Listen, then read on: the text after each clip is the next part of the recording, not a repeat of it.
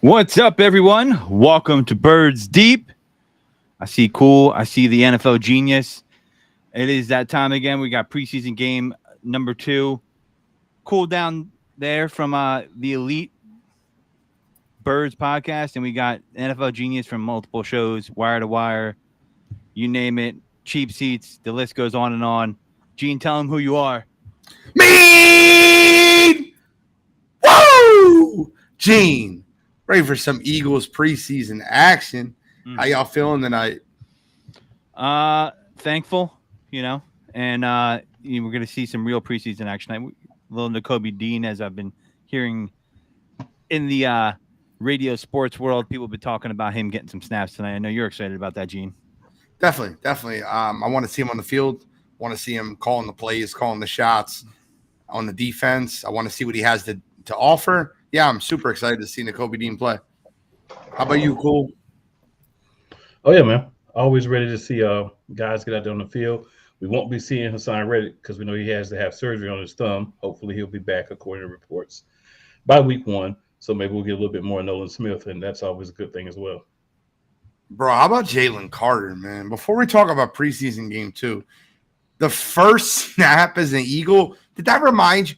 I don't know, about you guys, but the first snap as a Philadelphia Eagle matters to me, right? It's like Chase Utley's first at bat as a Philly. Terrell Owens' first snap in the regular season went 80 yards for a touchdown. That Jalen Carter first snap, if it's any indicator of what we're going to watch from the Philadelphia Eagles for the next 5-10 years, he looks like he's going to be dominant. Yeah, man. You saw it all over social media. I hope that is a harbinger of things to come. That is going to be amazing. A presence like that in the middle just will up the defensive line across the board. There's really no way to account for a dominant middle presence on a defensive line. You could be any quarterback in the world. I don't care who you are. Patrick Mahomes, Aaron Rodgers in his peak, Tom Brady. If you have pressure up the middle that's dominant, it disrupts any and every offensive game plan. Agreed. 100%. Agreed. I agree. We both agreed at the same time. I just think the interior of the line is going to be you have a 3-headed monster and add Milton Williams is basically the 4th head. You're going to have a rotation of fresh bodies and all strong, elite defensive tackles. I don't think any team in the NFL puts a defensive tackle unit out there like Jalen Carter, Fletcher Cox, Jordan Davis. Jordan Davis, did you guys see Jordan Davis versus the Browns offensive line today? Just bullying through them. It looked like he wasn't even standing there. Ethan Posick is 6'6", 320 pounds, and was going against Jordan Davis in practice yesterday, and he looked like he was a midget. He got bullied. He got absolutely shoved. I think Jordan Davis is going to be elite this year. I think their D-line is going to be special, and all the talks about practice this week, they talked about the Philadelphia Eagles day 1 coming out flat, Cleveland kind of handing it to them. Day 2, the better team prevailed. The Philadelphia Eagles absolutely wiped the floor with them, strip sacked Deshaun Watson multiple times, multiple sacks, multiple fumbles, multiple interceptions. The defense is what I'm most intrigued about. You're going to see a ton of Nolan Smith tonight. You're going to see a ton of Jalen Carter, and you're going to see some Nakobe Dean. You're going to see my Georgia Bulldogs rolling. So I'm a Georgia guy. I'm an Eagles fan. It's a perfect mix. What about my boy Sidney Brown?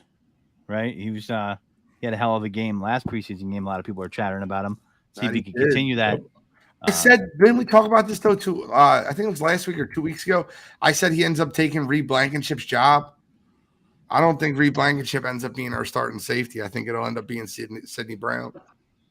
Yeah, just want to let you know, Gene, that Reed Blankenship has also played really well in the preseason. He's had multiple interceptions off of Deshaun Watson. He's toe tapping on the sidelines for balls. He's reading things well. He's reacting well. So I don't know, man. I think you might be a little off on this one, but I told you there's another position, and he might take that one. Are you talking about Terrell Edmonds? Yes, sir. That's fair. As long as these kid's starting, I don't mind. Reed Blankenship's having a great preseason. Good for Reed Blankenship. He's definitely outside of Edmonds. That's fine as long as Sidney Brown's starting. That's our draft pick. You have Terrell Edmonds here on what, a 1-year contract to begin with. I would much rather move into what we're going to be doing in the future. And if that kid's shining early, I'm good with it. What's good? Yeah. What's up? But Sidney is doing his thing. Don't get me wrong. Sidney Brown is doing his thing, and I'm loving it. It shows that we're actually doing research. We're getting guys that fits what we think is going to be the system, and we're doing something. Hold up now, that we haven't been able to say until the last few years. We're drafting well. Doesn't that feel weird? Yeah, it feels super weird. How's that feel? It feels good though. Feels good. I mean, it feels good not to be pulling guys off the trash heap when you need people in the key part of the season.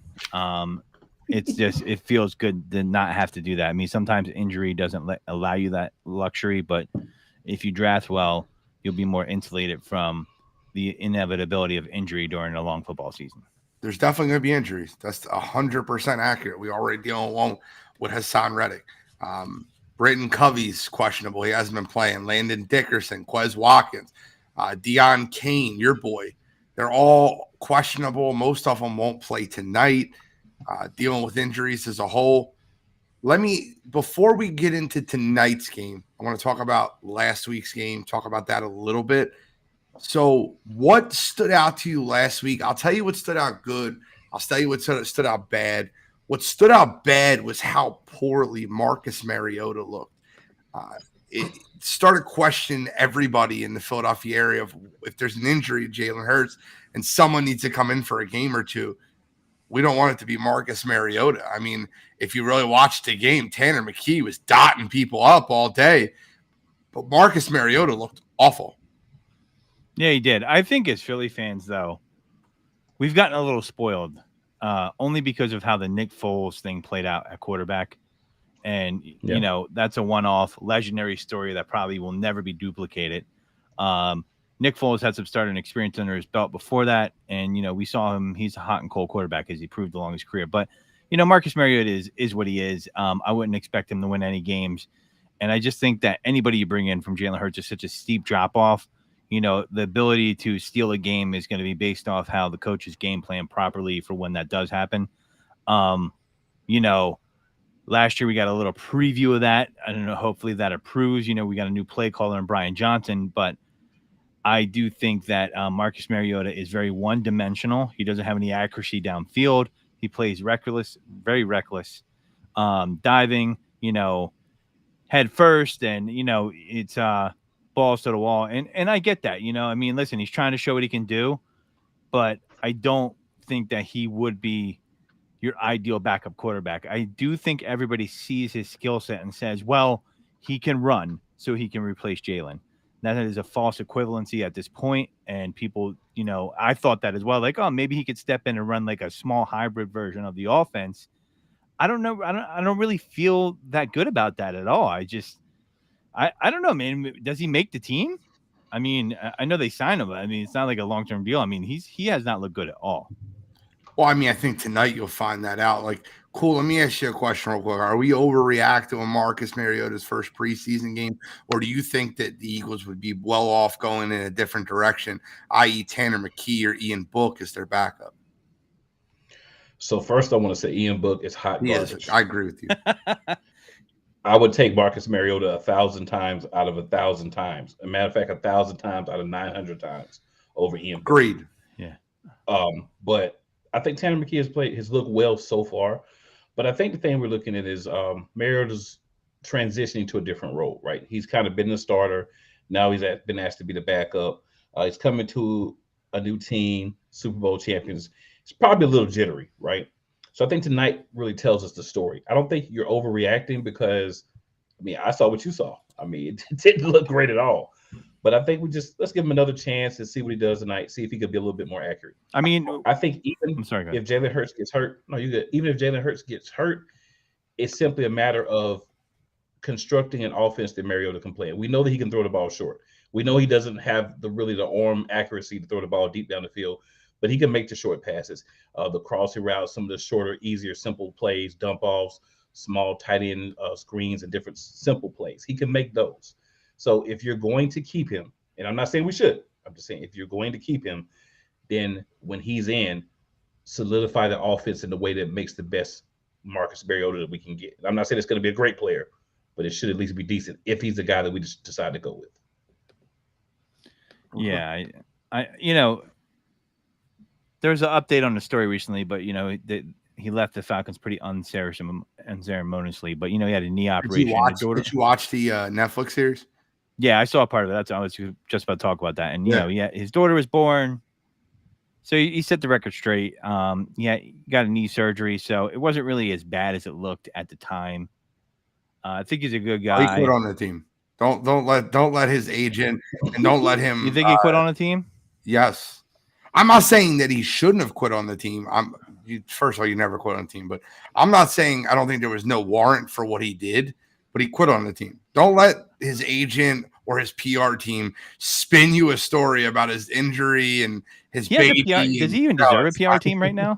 I mean, I guess he does have a PR team. I don't know. Does he even deserve a PR team? But I saw what he said, and I thought there was some good reasoning to it. But at the end of the day, listen, man, I don't know if I want that to be my backup quarterback. I just think, I don't know in his head yet, has he accepted his role as a backup?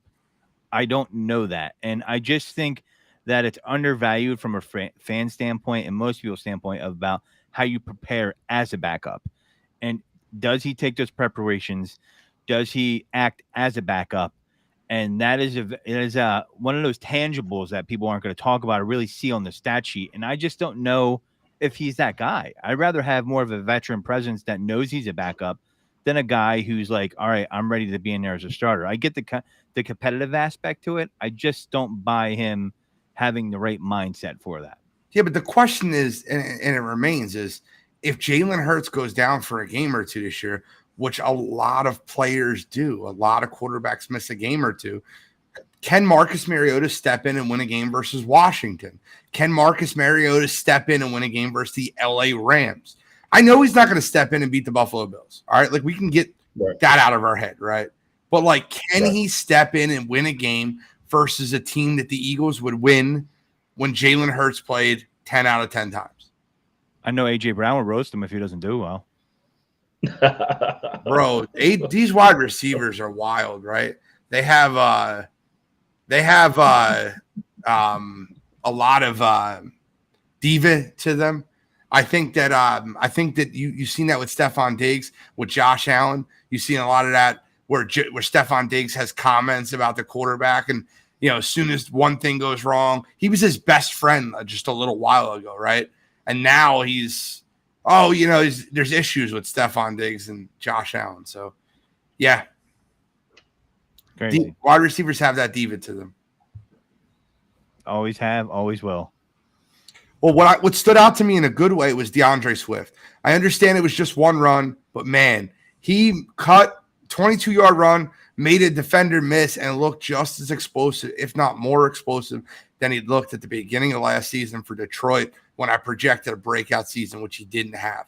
I'd love DeAndre Swift come back to Philadelphia. He's a hometown kid to begin with. So my overall feelings on it are, I love the way DeAndre Swift looked. I wasn't a fan of how Marcus Mariota looked. Can you give me a player that you really liked how they looked and another player that you probably didn't, you weren't a big fan of? Well, I love the way Tyree Cleveland looked when he played. Facts. I think he did really well. Made a lot of very solid catches, right? Made catches that you saw guys that we've had as our number 3, sometimes our number 1 in the past couple of years, we're not able to make. So I like the fact that he makes those plays and he's pushing to get a roster spot. And I hope he gets one, because if he's going to play like that, we need that guy out there. Not just what he's doing in training camp, but actually against other teams is important to me, because we know a guy that's been our slot receiver the last couple of years, training camp God, but then when he steps on the field against real talented pads, it doesn't look so good.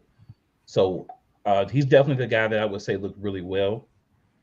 Thinking about who looked bad, I can't really think of one guy who necessarily looked really bad, in my opinion, because it is preseason, it is early, so I know that people have to get the kinks and stuff out. There's a couple of guys who didn't play well, but I wouldn't say, in my opinion, besides Marcus Mariota, who did look horrible. I guess I could say Ian Book if I just want to be a jerk. And hey, why not? Nolan Smith Ian was Book a ghost. You can use Nolan Smith. Kennedy Brooks lost that fumble. Yeah, I mean, but those type of things are going to happen in your first game. When you say Kennedy Smith doesn't. Brooks, I think of Stone Cold Steve Austin. I'm like, what? Who? Yeah, that's what I'm saying. He's not a guy that. I mean, he's like our fifth running back, sixth running back. So I don't expect too much. I get it. So I'm not really gonna. Yeah, and then Nolan Smith. I mean, first game as a rookie. Sometimes you have jitters. Sometimes you come out like Jalen Carter. It just all depends on the type of mentality you have. So I think he'll look better. So I kind of look at the guys who I expect to be on the team and expect to have roles when I'm talking about who played bad. That's why I really, City Brown had a great game, led the team in tackles. If you don't use him, Godfrey, I will, because I have another defensive player. So I liked Eli Ricks. Yes, my man. I was waiting for that. Eli Ricks, which one of my favorite undrafted free agent pickups. You want to talk about a guy that was projected to go in the second or third round in the draft when he was at LSU. He transferred to Alabama. He didn't have the greatest year. He got injured, and he went undrafted. This is a guy that has second or third round talent. 100% makes the team. Him and Keely Ringo 100% make the team. You think he's going to make the team? Corners. What? You think he's going to make the team? I think he should. It's going to be hard when you look at the roster. Well, that's fine. We can go through that if you want. The Eagles depth chart as a whole, and I'll tell you what I would do. And I'm not saying what the Eagles will do, but I'll tell you what I would do. You look at the Philadelphia Eagles depth chart. Obviously, Bradbury and Slay are locks to make the team. Maddox and Greedy Williams are locks to make the team.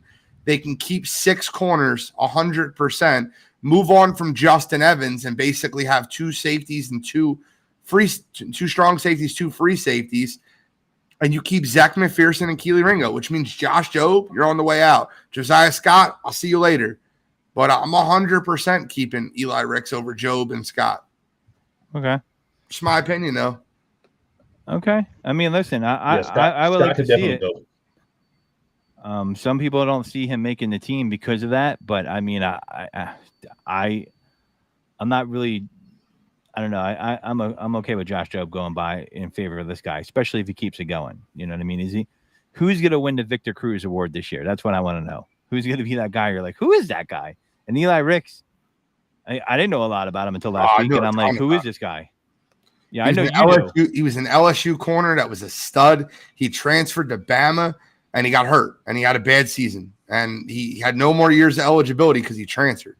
So he had to go in the draft, and he went undrafted. But I'm telling you, Eli Ricks, just like I tell you, like I'm telling you guys for the Kansas City Chiefs, Justin Ross is going to make that team and be a big role as a wide receiver on that Kansas City Chiefs team. I'm telling you, Eli Ricks should make the Philadelphia Eagles team, and you won't practice squad him because he won't clear waivers. 100 with the need in corner in the NFL. I'm telling you right now, Eli Ricks will not clear waivers. Yeah, we talked about that last night. We talked in depth about Eli Ricks. So I definitely agree, but I didn't want to take it. I didn't want to take it from y'all. That's all right. Listen, you can take anything you want. We're here talking birds. I don't mind it at all. Who stood out to you in a bad way, Godfrey? I mean, I didn't see a lot of Trey Sermon, and I don't know if he's really bad, but I'm just kind of pointing more to like fan chatter when I hear stuff like, I like this Sermon guy. He's a real good north-south runner. I'm like, stop. Immediately no. You want to talk about a guy that made it to the NFL by having 3 good games in college. I just want to be clear with you. If you don't know the Trey Sermon story at Ohio State, the Ohio State running back went down, and Trey Sermon stepped in and had 3 good games, like 150-yard games, 200-yard games, which being, by the way, going up against, you have the best offensive line in the Big Ten, and you're going up against Iowa and Minnesota and guys that just can't keep up with you. He had 3 good games, got hurt on the first play of the college football playoff, and all of a sudden he was a 3rd-round draft pick. I didn't understand it then. I still don't understand it now. 49ers, or I'm sorry, if there's 49ers overdraft, and they do that often and people ignore it, he should not have gone as high as he did. And instead, they were like, okay, Eli Mitchell, I believe he went to Eastern Michigan. You're going to beat him out from the 6th round. In a running back friendly system with a good O-line, he couldn't grasp the zone running scheme. And his problem is he doesn't have a high IQ as a running back. The vision is not good. He's not good.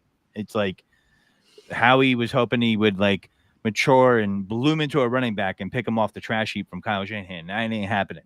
I take Kennedy Brooks over him. I know that sounds crazy, but I would. I definitely would over Trey Sermon. So, Godfrey, I just want to say real quick, you mean to tell me that the greatest franchise to draft is the best players every round, picks up all the wonderful free agents, made a mistake with Trey Sermon? How could that be possible? Yeah. They have getting glossed. They've made I can talk a half an hour for all the draft mistakes the 49ers have made, and they made some good ones. But like, just look at the capital you gave up for Trey Lance and where that's at now. That's all I got to say. That's all you got to look. Sam Darnold comparing him to Steve Young. That's it. That's enough said. We'll save that for the next show. Well, listen, at the end of the day, Trey Sermon had the lowest yards per attempt for any Eagles running back in that game. He ran 9 times for 21 yards. Ian Book was 5 for 24. DeAndre Swift, 2 for 24. Mariota, 4 for 29. Rashad Penny was 9 for 34. Kennedy Brooks was even 4 for 15. Tanner McKee was 1 for 7. Trey Sermon did get the touchdown run. He also was basically the entire kick returning team. He had 3 runouts for 71 total yards. His longest was that 30-yard run out of the end zone. The other one, he got stopped at the 16-yard line. It looked absolutely atrocious. But, yeah, I mean, I will say this. Ty Zettner might beat out Aaron Sipas for the punting job. I'm telling you that right now. The guy his one punt looked good. It landed inside the 20, and he's looked good in preseason and in training camp. So don't be surprised if Aaron Sipas doesn't make this roster. He's not a lock, especially after that Super Bowl. By the way, that touchdown that you mentioned, when people say, I just let people talk sometimes. Sometimes I used to burn people and be like, I could tell you only watch the highlights. So, like, what do you mean? When someone says Trey Sermon's a good north-south runner, they're watching that highlight. That's the only reason why they're saying that. Because it's just you're catching it on the go. I mean, well, he was in college, right? Like, he was a physical running back for those 3 games that he played. He was a bruiser. He was breaking tackles in college. I don't know what happened with that one injury, but I'm telling you right now, he played 3 good football games and got himself drafted. I'll never forget it. I'll never forget how it happened, where it came down, when it happened. Master Teague went down for Ohio State, and I'm telling you, Trey Sermon walked right into it, had 3 good football games at Ohio State, and that was it. Amazing. So talking about tonight's game, you know, you're going to see a lot more stars out there, although Jalen Hurts will not play. What are you looking for in tonight's game outside of if you think that Marcus Mariota can be a capable backup quarterback? Yeah. You know, I want to see some more Quez Watkins, Zacchaeus, Deion Kane doesn't. I think you said he's not playing. A little bit of Covey. I want to see some of these other guys behind the 2 obvious receivers, see what they could do. Maybe step up a little bit. You know, I'm looking for that, and I think that's going to be something that, you know, I'm always looking for, because I feel like there is an opportunity for someone to step up. I don't care what Quez Watkins says or everybody else that's positive about him. Okay, yeah, he can stretch the field. You still need another receiver on that. I'm sorry. Then you need 4 if he's going to be part of the 4. I think Zacchaeus needs to show some more. You know, there was a lot of people that were not. People like his blocking, Zacchaeus. That's the report. They like that he has a short area burst. And, you know, if you could block in a team that's run heavy, that's going to get you on the field more often than not. So if he can parlay that into some receptions or, you know, catching the ball over traffic or some contested catches, I would like to see that. I've seen him perform already in the pros with the Falcons when opportunity came up because of injury and things of that nature in Atlanta. I like to see some more from him tonight. Do we definitely think he's a lock to make the roster? I think so. I really do. I mean, I just think he's a lock because he's shown it, and they're talking positively about him in the camp. I'm looking at who's vying for those spots, and if I had to pick one, even outside of my boy Deion Kane, I'm gonna have to go Zacchaeus. I mean, I think he's a lock. I mean, outside of that, I mean, who I don't do we know feel? if he's a lock for the roster. Maybe I'm wrong. Cool. I know you're plugged in. Do you think he's a lock to make the roster? So I don't think he's a lock. I think if he doesn't win the starting role, there could be a possibility that he's not on the team because we have some other guys that are stepping up. I do have a question for you guys. Yes, sir. I'll answer the original question, but I have a question for you guys. Greg Ward, what do you guys think about Greg Ward? Do you think he's a guy that should be used more? Really great hands. Reminds me of like a Jason Avant. Not the fastest guy, but can run solid routes and has good hands. What do you guys think about him? Do you think he's a guy that should make the team? I just think his peak is not an NFL starting receiver, right? So like he's serviceable. Like he can come into the game and get you a catch, and he's got very good hands. And he was great in that 2019 run when all the backups were in and him and Carson Wentz drugged that team to the playoffs. However, if I'm looking at players that have upside, right? So like you look at Deion Kane, he's got a bigger upside. You look at Joseph Nada, he's got a bigger upside. I would lean towards Tyree Cleveland, Deion Kane, Joseph Nada, all making the team over him. I don't think the Eagles will, because I know he knows the Eagles system. He knows the playbook inside and out, and he's beloved in that locker room. So I think there is a possibility he makes the team. But if I'm the general manager, I'm looking at the guys that have the upside to be starting receivers in the NFL. Can you ever see Greg Ward catching 700 or 800 yards in a season? I don't know, but I could see that happening out of Deion Kane if he develops. I could see that happening out of Joseph Nada, or even you looked at it at the preseason, Tyree Cleveland. He looked really good. I think Tyree Cleveland's more of a lock to make the team than Marius Zacchaeus.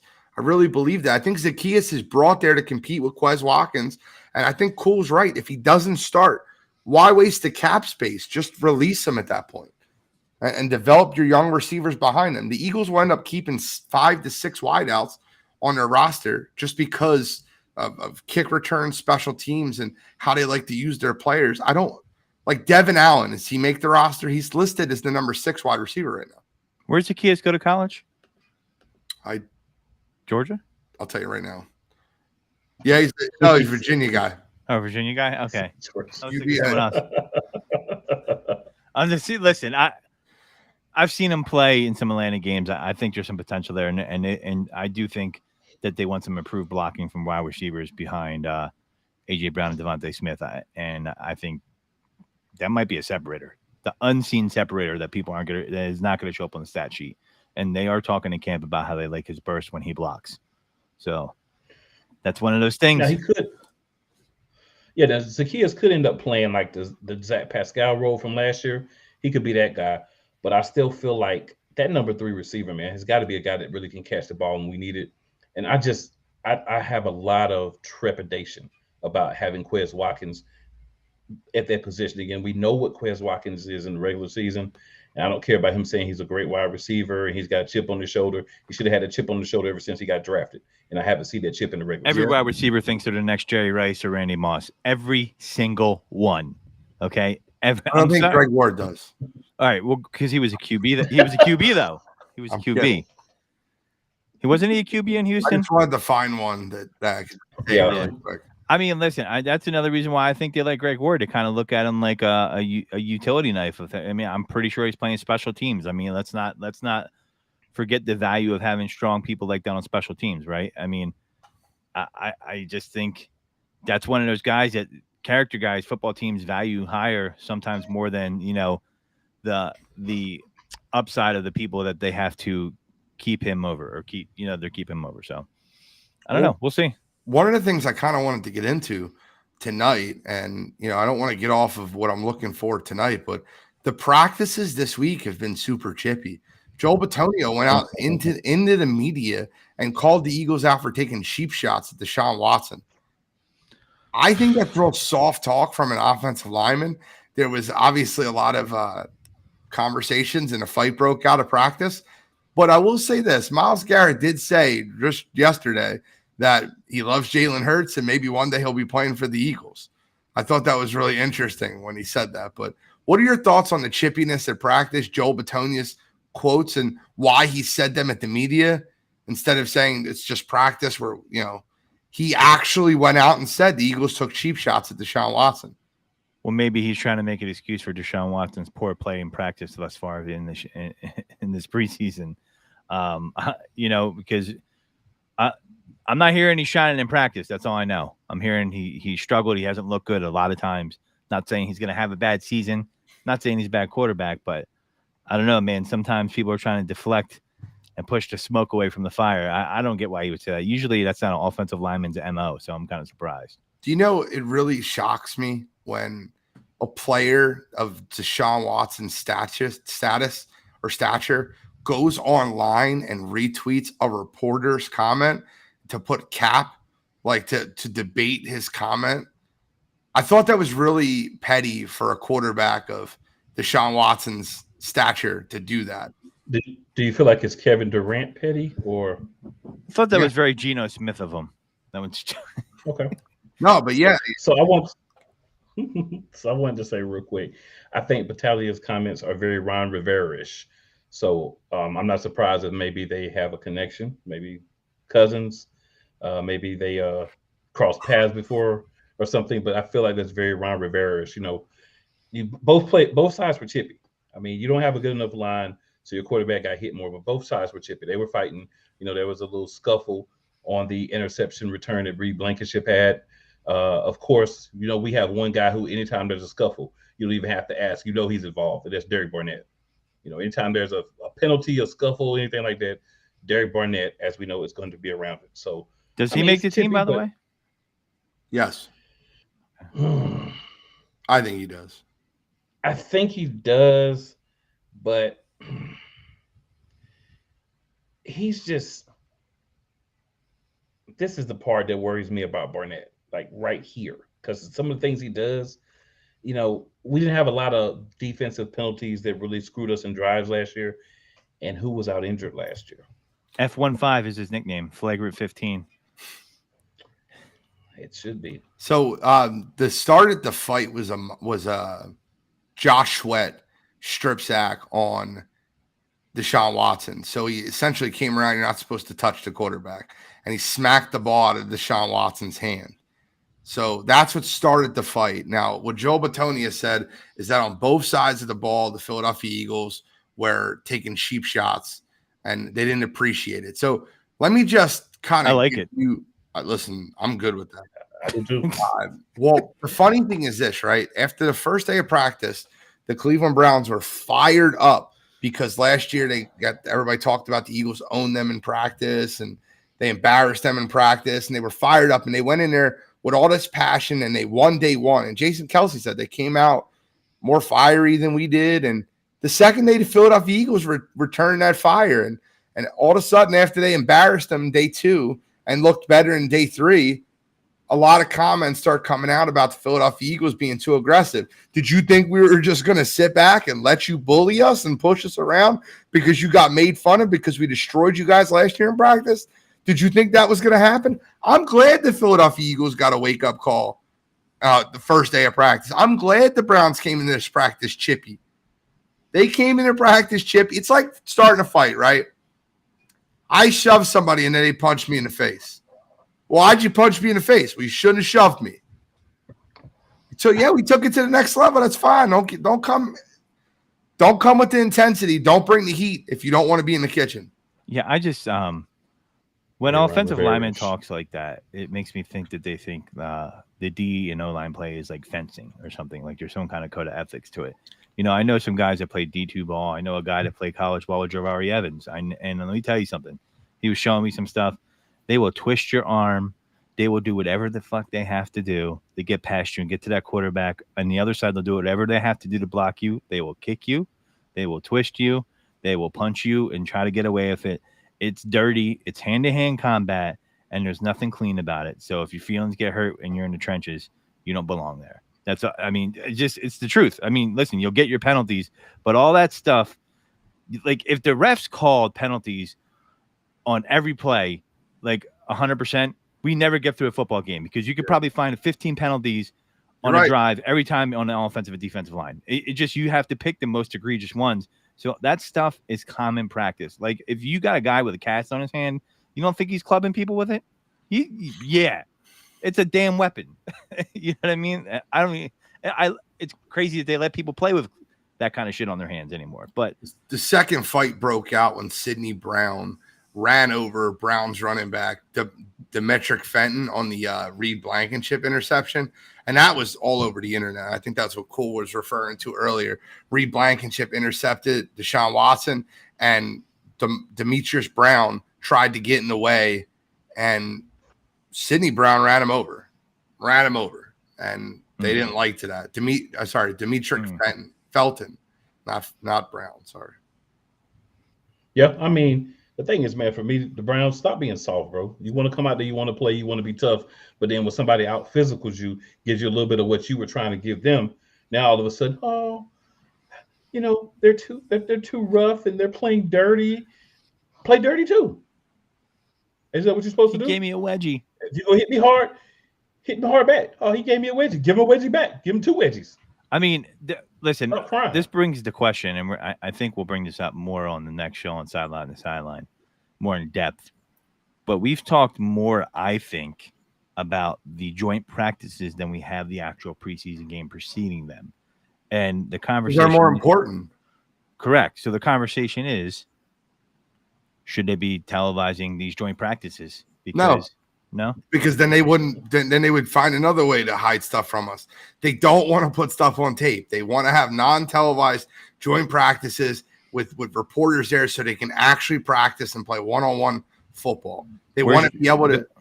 Watch out for Bill Belichick. Then he might be in the weeds somewhere, top of a pine tree, filming you all the way from Jersey across the bridge or something. There's going to be a drone with a Patriot logo on it. I don't know, man. Like I hear you. You're right, but. I just think they're more entertaining. I mean, if you notice, a lot of teams schedule teams that they're not going to play in the regular season in joint practices. Right. The Philadelphia Eagles schedule joint practices with the Browns and the Colts this year. Both teams they're not going to play. So I think it's interesting when you talk about that, because they want to show more, they want to try more things out. But the finalized the Joel Bitonio quote, he said, I mean, it's just our practice. You protect the quarterback. You don't want to come close to the quarterback. You don't want to take cheap shots, things like that, where there might have been a couple questionable plays both ways today. It's just in our practice. That tells you everything that you need to hear. Just that line, right? It's just practice. It's just practice. Well, you didn't treat it like it was practice Monday. Yeah. They didn't treat it like it was practice Monday. They came out and kicked our butt. We weren't ready for that. We were going there to practice. Yeah, okay. I mean, I think coaches like the chippiness, even though they try to downplay it. I mean, after watching Hard Knocks this past week, it looked like Robert Saleh was like, "Yeah, let's let him fight a little bit." Yeah, right. That's great. It does look like a little chippiness. So, did you hear Robert Saleh's comments? Yeah, I think I know what you're talking about, but quote it for me because. Did you hear him? Cool. What Robert Saleh said? I think I. There's a fight. You better not be walking away from it. Yeah. I love that. Oh, you're not walking away? No. And then the comments he made to his offensive lineman. He said, we got 2 $10 million receivers. We got a rookie. We made offensive rookie of the year. We got a Hall of Fame quarterback. We got 2 running backs that are legit running backs, but it doesn't matter if you guys get bullied around. And the Jets offensive football has been pathetic for recent memory. Because a long time is what he said. Yeah. Because of the offensive line. He called him out, and it was put on TV. So they haven't been looking great through camp either, though. I mean, so far. Good for him. Call him out? What did you say, Godfrey? They haven't been looking great through camp, though, so far. No, they haven't. They got beaten both joint practices, man. Carolina and Tampa Bay were beating them up. Both getting to the quarterback, both hitting Aaron Rodgers. When you at Carolina bully you around in practice, you should get cussed out. I'm gonna tell you something. Brian Burns. You can say what you want to say. I'm gonna tell you right now, Carolina's gonna win that division. Yeah, I don't see that. That's all right. I'm telling you, Bryce Young Brian Burns, Thielen. I love Frank Reich. I'm telling you, Carolina's going to win that division, but this is Eagles talk. I won't get too deep off the deep end here. Yeah, I don't see that. But I think they'll be better than some people think. They could be as good as second, but I don't see them winning that division. You got the Saints winning that division? I absolutely have the Saints winning that division. It's fair. Well, tonight's preseason game 2. We'll be talking about that obviously next week of what we see tonight. I'm looking at the position battles, right? I'm looking at what the Philadelphia Eagles do in certain situations. I want to look at who they sit out, who's in the rotations, who's getting more carries, who's not getting a lot of carries, who they're trying to save and preserve for the regular season. And it'll tell you everything you need to know about the running back room. Does Kenneth Gainwell play tonight?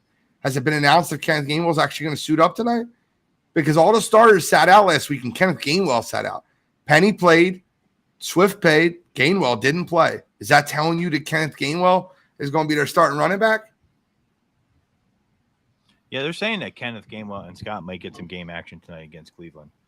Because Sirianni's reporting he wants him to get tackled a couple times to be ready for the regular season against New England. But I haven't seen him ruled out, but I haven't seen it confirmed unless someone out there has seen it, while I might have been on air. But he has said he wants to get the running backs some more play in the course of the preseason. So I would imagine that would be this game and not the last game, but we'll see. Right. Yeah, I want to see Tyler Steen. I want to see what he does as the backup right guard. I want to see how well he plays because he should be our guard of the future. So want to see him get as many reps as he can in the preseason because it doesn't look like he's going to get as many in the regular season. Of course, Tanner McKee, let's see what he's got again. Maybe we'll get a better game out of Marcus Mariota. But honestly, I want to see the whole second string. I want to see everybody that's number 2 in the depth chart and how they play. Or the guys that are going to be there. So the 2s and 3s and the guys that are going to actually make the team and be backups because I feel like our starting group is going to be real solid. But the question is the inevitable injury. We don't know where it's going to be, but we know there's inevitable injuries in football. Do we have guys on the team that can step up and still make us a very solid to really good to great defense if somebody goes down? That's my concern, and that's what I kind of want to see tonight. Bro, I love the Philadelphia Eagles depth chart. I just want to do something real quick just for the hell of it, right? And anybody listening in the chat, I want to read this defense out to you, and I want you to tell me if you think this defense would be better than the bottom 5 defenses in football, right? I want to read this out to you, and I want you to tell me what you think. Starting left end, Janarius Robinson. Starting left defensive tackle, Jordan Davis. Right defensive tackle, Milton Williams. Right defensive end, Derek Barnett. Linebacking core, Zach Cunningham, Miles Jack, Nolan Smith. Cornerbacks, Avonte Maddox, Greedy Williams. Safeties, Kevon Wallace and Sidney Brown. Do you think that defense would be the worst defense in football? Or do you think it would be bottom 10? That's every backup the Eagles have. They're all backups. Everyone I just read to you is not a starter on the depth chart. That defense would not be terrible. The depth is insane. No, it wouldn't be. Well, what do you think? Yeah, I agree. I mean, it looks great, but I just want to see them play. I want to see a lot of play out of it. Yeah. I want to see if all those guys end up being the best backups because Ringo's still sitting out there. See what he brings to the table. Greedy Williams, of course. Greedy Williams is a guy that you may even be able to use some if you want to cheat as like a backup safety. Yep. So kind of want to see some of those things too. How Desai is going to use the players that he wants to keep and what different variations on defense is he going to use? Because I know he said he's going to use some different things that we haven't seen in the last couple of years with Philadelphia, and we couldn't see him because we had the guy who I won't name as the defensive coordinator.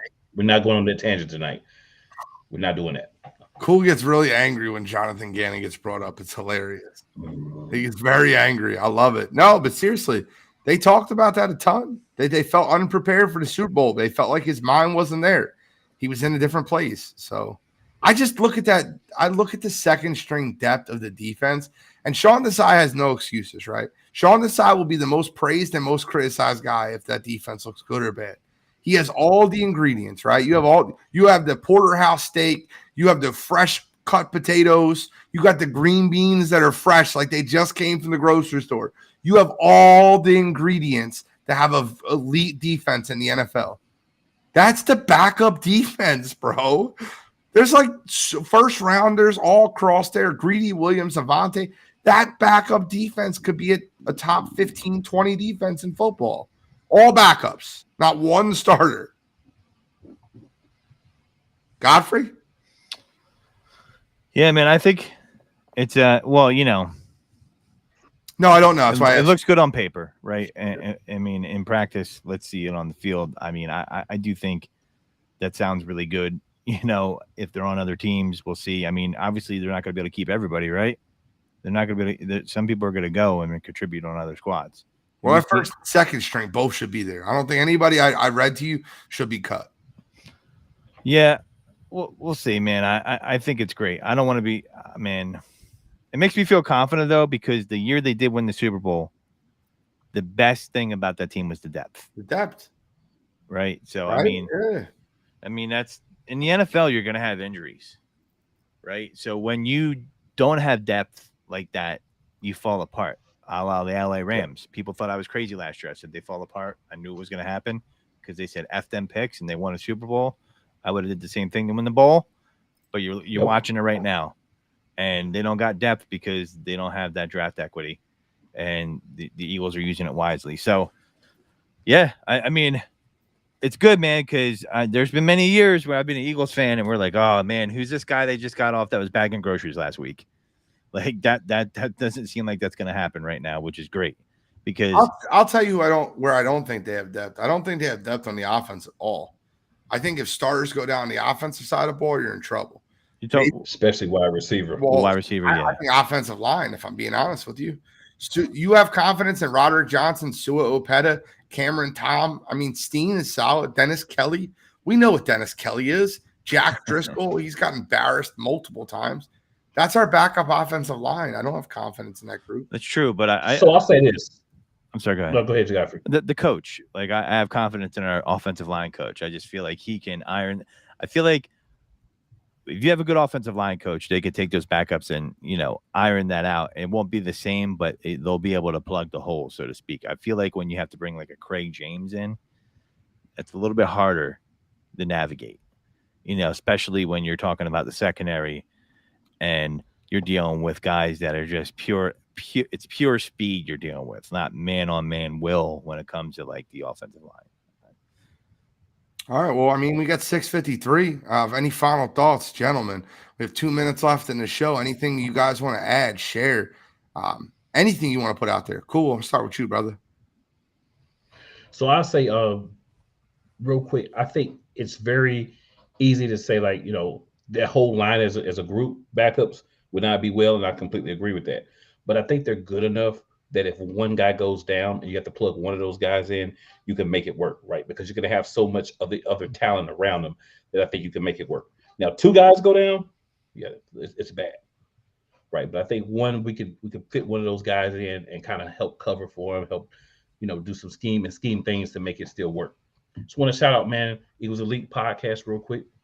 We're on Wednesday nights, 8:30 p.m. Eastern Standard Time, talking all things Philadelphia Eagles. We're at the end of the season review, so we'll be covering one of my favorite and my least favorite game of the year next week to finish up the 49ers game, and then, of course, that Super Bowl. But, you know, hey, it happened. Got to talk about it. After next week, I will not talk about that guy that used to be the defensive coordinator anymore, and I will not talk about the game from last season anymore. But next week will be fun. YouTube.com/@Eagles Elite Podcast. Check us out. Give them a listen. Give them a subscribe. Listen, if you want to talk about a guy that knows football, when we talked about bringing a third person in the Birds Deep, it was an easy conversation. You want to talk about a guy that knows Eagles football, Eagles Elite, Cool McCain. Anytime he hops on anything, you notice me. I'm talking about the Eagles. I watch the Eagles a ton. Every time I make a statement, I defer. I'm like, hey, cool. What do you think about that? It's the first person I'm going to. The guy knows his stuff. So give him a like, give him a subscribe. Give him a follow. Eagles Elite Podcast. Appreciate you. Cool. I appreciate that, Gene. Appreciate the that. Truth. Man. Every word. Godfrey, anything you want to add on the Birds Deep End before we move over to sideline to sideline, which starts in just 5 minutes? To my Trey Sermon truthers out there, R-E-A. I'm sorry. We're done. You spelled it R-E-A. wrong. Relax. That was the best. That was the best part. Yeah. Well, listen, relax. It ain't going to happen. Yo, we need to clip that. That was perfect. He goes R-E-A. I'm like, damn, where's he going with this? Yeah. All right. Well, I'm the NFL genius, Gene Walzak. That's D Godfrey, THEEGODFREY. And my man from Eagles Elite, Cool McCain, the three legs of the tripod of Birds Deep. We will be back next week to talk more Birds Deep football. But until then, I'm Gene Walzak, and we are signing out.